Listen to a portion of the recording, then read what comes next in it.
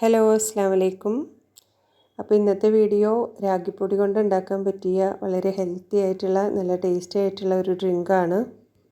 അപ്പോൾ ഇപ്പോഴത്തെ ചൂടിൻ്റെ ക്ഷീണവും ദാഹമൊക്കെ മാറാനും പിന്നെ നോമ്പിന് കുടിക്കാനൊക്കെ വളരെ ഹെൽത്തി ആയിട്ടുള്ള ഒരു ഡ്രിങ്കാണ്. നല്ല ടേസ്റ്റി ആയിട്ടുള്ള ഒരു ഡ്രിങ്കാണ്. ഇപ്പോൾ രാഗിപ്പൊടിയാണെന്ന് വെച്ചിട്ട് ഇതിൻ്റെ ടേസ്റ്റ് ഒട്ടും കുറയുന്നില്ല. അപ്പോൾ ഞാനിവിടെ ഒരു 4 ടേബിൾ സ്പൂൺ രാഗിപ്പൊടി കുറച്ച് വെള്ളം ഒഴിച്ചിട്ട് ഒന്ന് കലക്കിയെടുക്കുന്നുണ്ട്. ഇനിയിപ്പോൾ ഞാനിവിടെ കുറച്ച് വെള്ളം വെച്ചിട്ടുണ്ട്. അതിലേക്ക് ഈ കലക്കി വെച്ചിരിക്കുന്ന രാഗിപ്പൊടി ഒന്ന് അരിച്ചിട്ട് ചേർത്ത് കൊടുക്കുക. ഇനി നമുക്കിതൊന്ന് കുറുക്കിയെടുക്കാം. അപ്പോൾ നന്നായിട്ട് കട്ടിയാവുന്നവരെ ഇതൊന്ന് വേവിച്ചെടുക്കുക. ഇനിയിപ്പോൾ ഇതൊന്ന് ചൂടാറാനായിട്ട് മാറ്റി വെക്കാം. അപ്പോൾ നന്നായിട്ട് തണുത്തതിന് ശേഷം നമുക്കിതൊന്ന് അടിച്ചെടുക്കാം.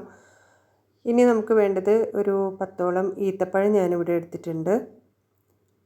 ഇനി അതിലേക്ക് കുറച്ച് വെള്ളം ഒഴിച്ച് കൊടുത്തിട്ട് അതൊന്ന് സോക്ക് ചെയ്തിട്ട് വെക്കുക. അപ്പോൾ വേഗം അരഞ്ഞ് കിട്ടാൻ നല്ലതാണ്.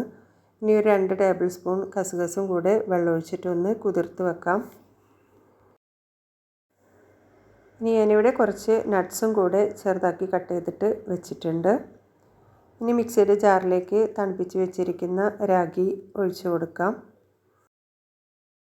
ഇനി ഇതിലേക്ക് തണുപ്പിച്ച് കട്ടിയാക്കിയ പാല് ചേർത്ത് കൊടുക്കാം. അപ്പോൾ ഞാനിവിടെ ഒരു 1/2 ലിറ്റർ പാലാണ് എടുത്തിട്ടുള്ളത്. ഇനി നമ്മൾ സോക്ക് ചെയ്ത് വെച്ചിരിക്കുന്ന ഈത്തപ്പഴം ഇതിലേക്ക് ഇട്ട് കൊടുക്കാം. ഇതിലേക്കൊരു 4 ടേബിൾ സ്പൂൺ ഹോർലിക്സും കൂടെ ഞാൻ ഇട്ട് കൊടുക്കുന്നുണ്ട്. ഇനി ഇത് നന്നായിട്ട് അടിച്ചെടുക്കുക.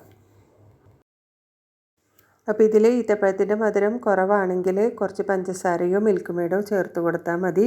അപ്പോൾ ഞാനിവിടെ കുറച്ചും കൂടെ പഞ്ചസാര ചേർത്ത് കൊടുത്തിട്ടുണ്ടായിരുന്നു. ഇനിയിപ്പോൾ ഇതിലേക്ക് നമുക്ക് കുറച്ച് വാനില എസൻസും കൂടെ ചേർത്ത് കൊടുക്കാം.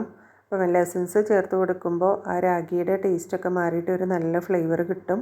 ഇനി കുതിർത്ത് വെച്ചിരിക്കുന്ന കസുകസും പിന്നെ നട്ട്സും കൂടെ ഇതിലേക്ക് ചേർത്ത് കൊടുക്കുക. അപ്പോൾ കുറച്ച് നട്ട്സ് ഗാർണിഷിങ്ങിന് വേണ്ടിയിട്ട് അവിടെ മാറ്റി വെക്കാം.